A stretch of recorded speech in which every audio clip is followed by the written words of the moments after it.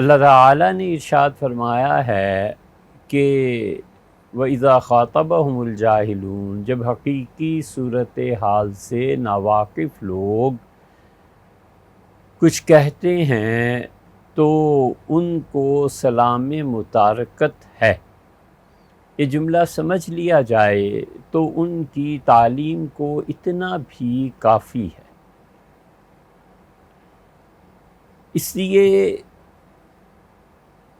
بے شمار جھوٹ ہیں جو بولے گئے، جن دو شخصیات کا تذکرہ طارق جمیل صاحب اور پیر ذوالفقار صاحب کی باتیں جو چل رہی ہیں، بے شمار جھوٹ ہیں جو ان لوگوں نے اپنی کتابوں میں لکھے ہیں اور ان لوگوں نے ریکارڈ کروائے ہیں۔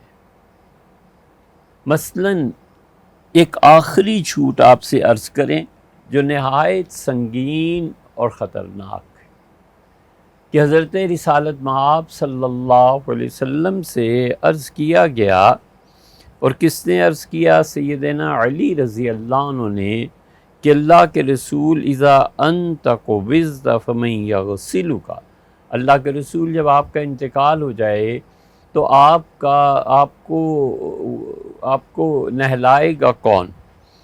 وفیما، اور کس چیز میں؟ نکفنک، ہم آپ کو کفن دیں گے۔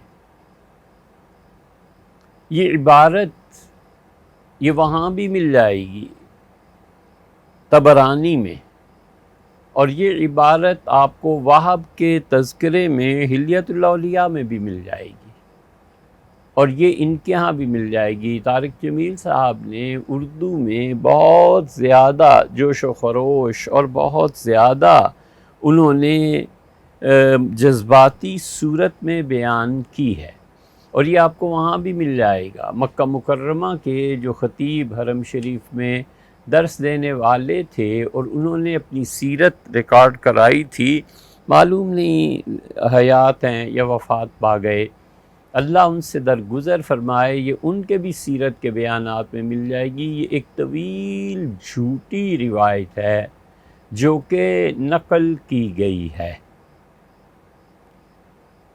اور کچھ خیال نہیں کرتے کہ ہم رسول اللہ صلی اللہ علیہ وسلم کا دفاع کر رہے ہیں کہ انہوں نے نہیں کہا، اور یہ ان کے مقابلے میں اپنے پیر کا دفاع کرتے ہیں کہ پیر صاحب نے جو کہا ہے وہ ٹھیک ہے، ایک وعظ کرنے والے شخص نے جو کہا ہے وہ سچ کہتا ہے۔ ہم کہتے ہیں حضور اقدس صلی اللہ علیہ وسلم کے مقابلے میں مت لاؤ ان لوگوں، تمہارا ذہن جو ان جھوٹی روایات پر مبنی کلام سے بنا ہوا ہے، ہوش کرو۔ تم خدا کو کیا جواب دو گے؟ ہم تو صاف عرض کریں گے کہ اے پروردگار عالم، یہ جھوٹ تھا جو تیرے نبی صلی اللہ علیہ وسلم پہ بولا گیا۔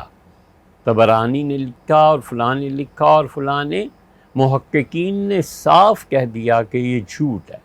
پھر اوپر ترا یہ کہ کہتے ہیں یہ کہہ دینا چاہیے تھا کہ غیر مصدقہ روایت ہے، یہ کہہ دینا چاہیے تھا کہ موضوع ہے۔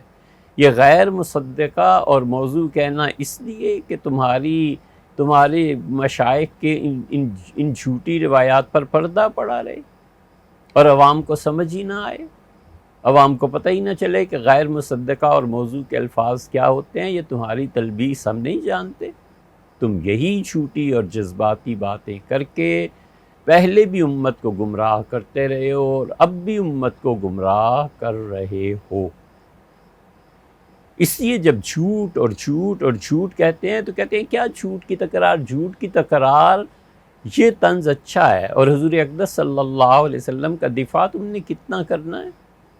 محض اپنے جھوٹے پیروں، ان کی جھوٹی روایات کے دفاع کے لیے حضرت رسالت مآب صلی اللہ علیہ وسلم کا عظیم علم حدیث اس میں نقب لگاتے ہو، اپنا جرم نہیں دکھائی دیتا۔ اور جو ہم کہتے ہیں کہ نم جھوٹ، اس کا نقصان یہ ہے کہ ہر جگہ دارالافتاء میں جاتی ہیں چیزیں اور پھر اس کا جواب دینا پڑتا ہے، اور اس کا دوسرا نقصان یہ ہے کہ الحاد اس سے پھیلتا ہے۔ جب ایسی روایات بیان ہوں گی کہ ایک جہاز اور اس پہ مچھلی، اتنی بڑی بڑی مچھلیاں کہ جہاز پورا شپ آ کے رک جاتا ہے. یہ جب بیانات ہوں گے تو جو لڑکے ہیں نا، جدید نسل جو ہے وہ ان کو سنتی ہے اور ہنستی ہے، اور کہتے ہیں کہ یہ دیکھو یہ کہاں آیا ہے. آپ اعتقاد کے کانوں سے سنتے ہیں، اور علم اس طرح نہیں ہوتا. علم کے فرائض میں سے ہے کہ ان چیزوں کا انتقاد کیا جائے، نقد کیا جائے، صحیح کو صحیح اور غلط کو غلط بولا جائے، یا غلط کو غلط بولا جائے. اس لیے حضرت رسالت مآب صلی اللہ علیہ وسلم سے سیدنا علی رضی اللہ عنہ نے پوچھا، اور کیا اللہ کے رسول کون تجہیز و تکفین میں حصہ لے گا؟ حضور اقدس صلی اللہ علیہ وسلم نے بتایا کہ اہل خانہ یہ کام کریں گے، اہل بیت کرام رضی اللہ عنہم. اور پھر یہ بھی ارشاد فرما دیا کہ تم لوگ ہوگے اور عبداللہ ابن عباس رضی اللہ عنہما ہوں گے اور پانی ڈالیں گے. حضرت عباس رضی اللہ عنہ کیوں نہ ہوئے میاں؟ عبداللہ ابن عباس رضی اللہ عنہما تو 12-13 برس کے بچے تھے. ان کے والد گرامی حضرت رسالت مآب صلی اللہ علیہ وسلم کے چچا. بہرحال، اور پھر رسول اللہ صلی اللہ علیہ وسلم تم اور عبداللہ ابن عباس، تم دونوں کے ساتھ تیسری شخصیت ہستی جبریل امین علیہ الصلاۃ والتسلیم کی ہوگی، اور پھر 3 کپڑے ایسے لے آنا اور پھر لوگوں مجھے چھوڑ دینا، تم سب نکل جانا. فاول من صلی علیہ الرب، سب سے پہلے جو ان کی نماز جنازہ پڑھے گا وہ اللہ ہے. وَلِيَعْوذُ بِاللَّهِ مِنْ فَوْقِ عَرْشِهِ، اپنے عرش کے اوپر سے. ان الفاظ کی سنگینی سمجھ میں آتی ہے؟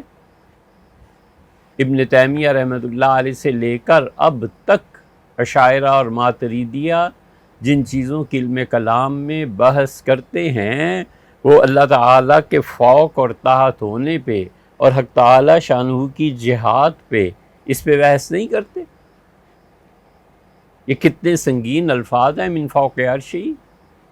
کیا عقیدہ پھیلانا ہے؟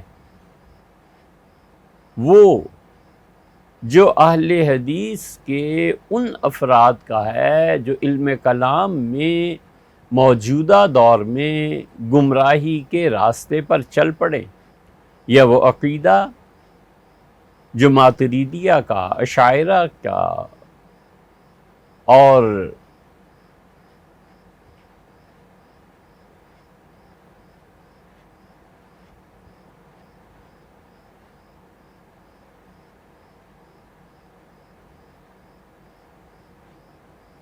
قدیم علماء اہل حدیث کا.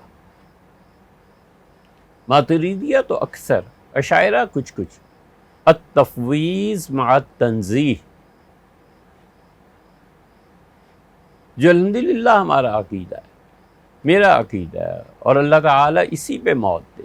التفویض مع التنزیہ، یہ علم کلام ہے پورا. کیا عقیدہ رکھنا ہے؟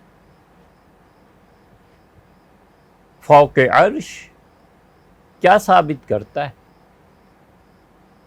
اور پھر ثم جبریل، پھر جبریل میرے نماز جنازہ پڑھیں گے، پھر ثم میکائیل، ثم جبریل ثم میکائیل ثم اسرافیل ثم الملائکۃ زمرا زمرا. گروہ در گروہ آئیں گے فرشتے میرا جنازہ پڑھنے کے لیے. اور یہ بیان جب مولانا ارشاد فرما رہے ہیں طارق جمیل صاحب، تو مجمع اچھل رہا ہے، اشش کر رہا، کیا کہنے. میری پیری میں زور رہنے دے، چشم عالم کو کور رہنے دے. اب اس پہ لوگ سوال کرتے ہیں کہ اللہ تعالیٰ نے کیا اس کے علاوہ بھی جنازے پڑھے ہیں؟ کیا پہلا جنازہ پروردگار عالم نے پڑھا اور ولیعذ باللہ وہ مدینہ منورہ تشریف لائے تھے؟ اللہ، ایسے سوالات ہیں کہ اگر دل میں ایمان ہونا، کانپ جاتا ہے آدمی کہ اللہ عز و جل کی صفات کا مسئلہ، اسی لیے بڑے بڑے اکابر اس مقام پہ پہنچ کے یہی کہتے رہے کہ التفویض مع التنزیہ، اللہ کے سپرد، اللہ کے حوالے. اسی لیے ہمیں مفوضہ کہا جاتا ہے، اگرچہ وہ ایک شاخ شیعہ کی بھی ہے، لیکن اس بحث میں کیا پڑھنا، وہ خالص علمی بحث ہے. مگر یہ آپ کہہ کیا رہے ہیں اپنے مریدوں کو، ہزاروں کے مجمع کو، آپ کون سی روایت سنا رہے ہیں؟